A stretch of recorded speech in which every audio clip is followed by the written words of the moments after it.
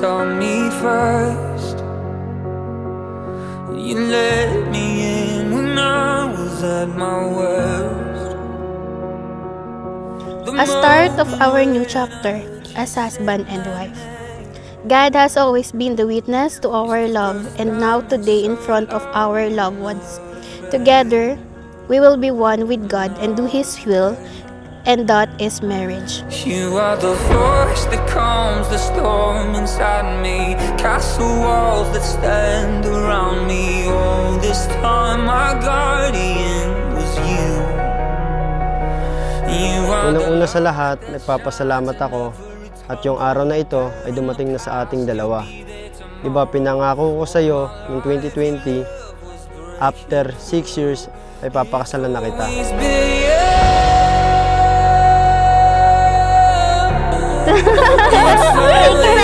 Hi, Eliza and si Bebe. Thank you. Regalo sa inyo, pre. Salamat sa iyo. Nagkakilala po kami noong 2019 dahil po sa Facebook. Nag-scroll down na po ako. Tapos po bigla ko pong nakita siya sa Facebook, tapos inad ko po siya. Kasi po nadala po ako sa mga pasando niya suot dati eh. Tapos po yun po hanggang sa niligawan ko po siya.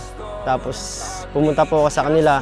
Formal po akong nagpaalam sa magulang niya na liligawan ko po siya noong panahong 2019. Tapos po tinanggap naman po ako nila Mama Marie at Papa Franco na ligawan ko po yung anak nila hanggang sa naging kami po.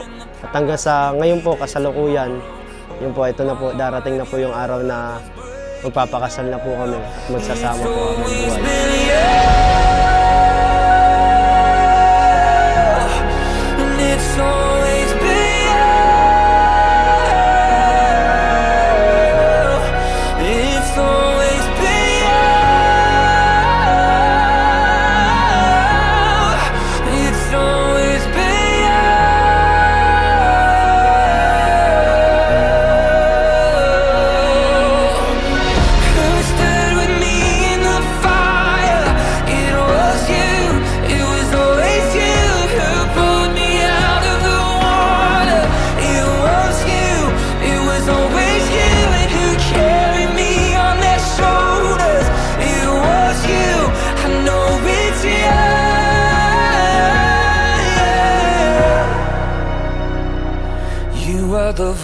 Six years ago, I never could have imagined ang simpleng hay mo sa akin nun ay magiging I do father na ngayon.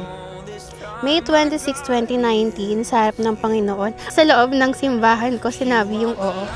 A start of our relationship of being boyfriend, girlfriend, and now sa loob din ng simbahan ko sasabihin ang opo father. Your love was breaking through. It's always been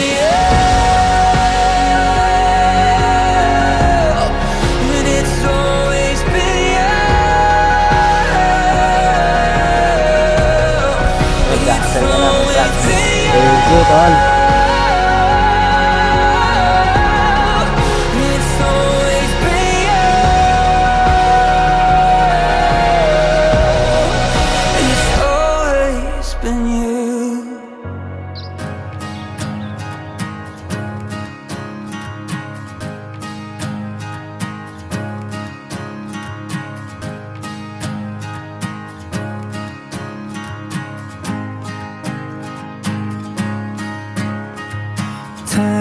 Responsible kasi siyang tao. Tapos nakita ko na number one, siya talaga nagpo-provide sa family niya. Kaya sabi ko, parang nakikita ko sa kanya na siya yung magpo-provide. Or sa kanya ko nakikita yung diskarte, sa kanya ko natutong magnegosyo or dumiskarte ng pera. Kasi alam ko, bata pa lang siya, bata pa lang siya, nagtatrabaho na, kaya alam ko yung niya, yung hirap niya. Ayun. Hala, naiyak. Feeling ko responsable siya, mabait.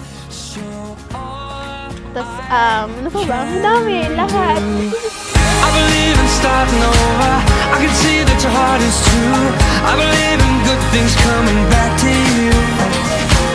You're the light that lifts me higher, so bright to guide me through. I believe in you.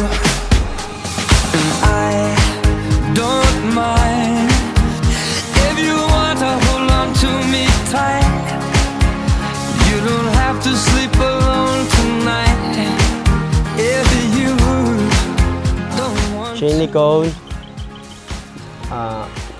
Ang masasabi ko lang sa pagsasama natin ay sana mas tumagal pa at pababain pa. Abutin pa tayo ng hanggang sa pagtanda natin. Magkasama tayo hanggang sa ugod-ugod na. At bigyan pa tayo ng mahabang buhay para sa ating mahabang relasyon.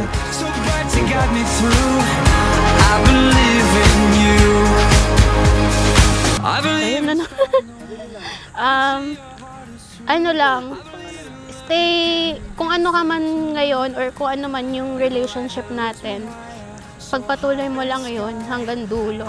Lalo na ngayon na bibigyan na tayo ng baby. Kaya kung ano yung pagiging responsable mo dati being as boyfriend, yun din, maging mas responsable ka pa sa magiging baby natin at sa magiging pamilya natin. Yun lang.